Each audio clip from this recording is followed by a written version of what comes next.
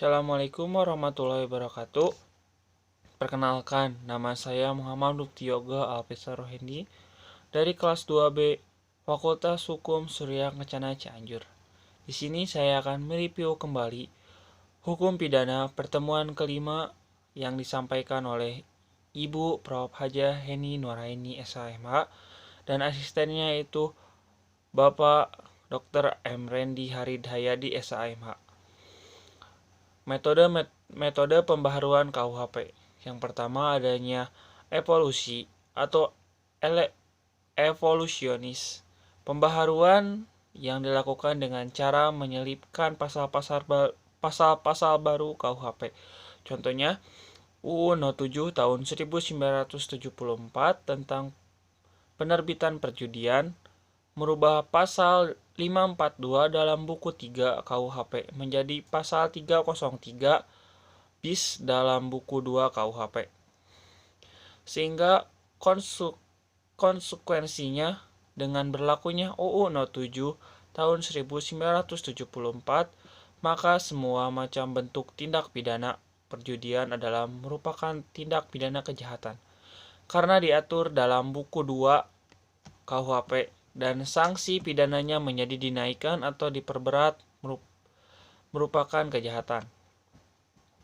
Yang kedua adanya kompromis.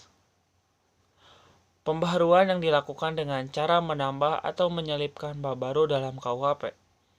Jadi apabila ada aturan baru cukup dengan menambah atau menyelipkan saja. Misalnya UU No 4 tahun 1976 tentang sarana dan prasarana penerbangan. Melalui UU ini menambah bab baru dalam KUHP yaitu pasal 479R.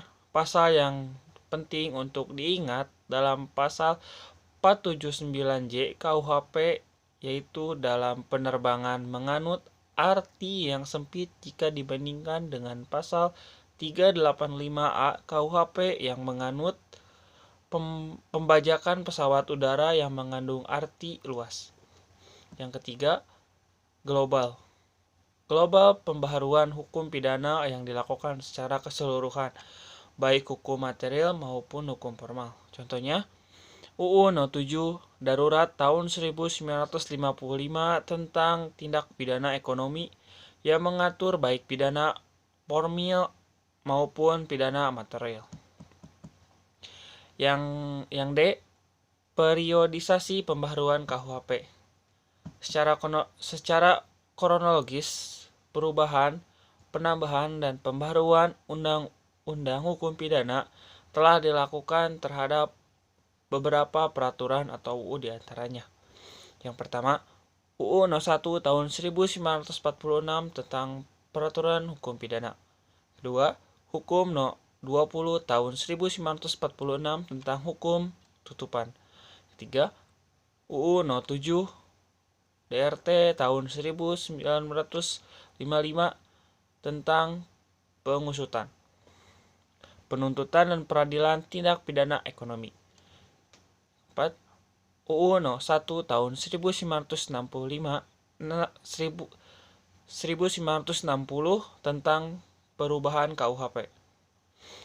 Dan selanjutnya UU No 7 tahun 1974 tentang penerbitan perjudian. UU No 27 tahun 1999 tentang perubahan KUHP yang berkaitan dengan kejahatan terhadap keamanan negara. Selanjutnya UU No 31 tahun 1999 Jo UU No 20 tahun 2001 tentang tindak pidana korupsi. Cukup sekian yang bisa saya sampaikan. Kurang lebihnya mohon dimaafkan. Assalamualaikum warahmatullahi wabarakatuh.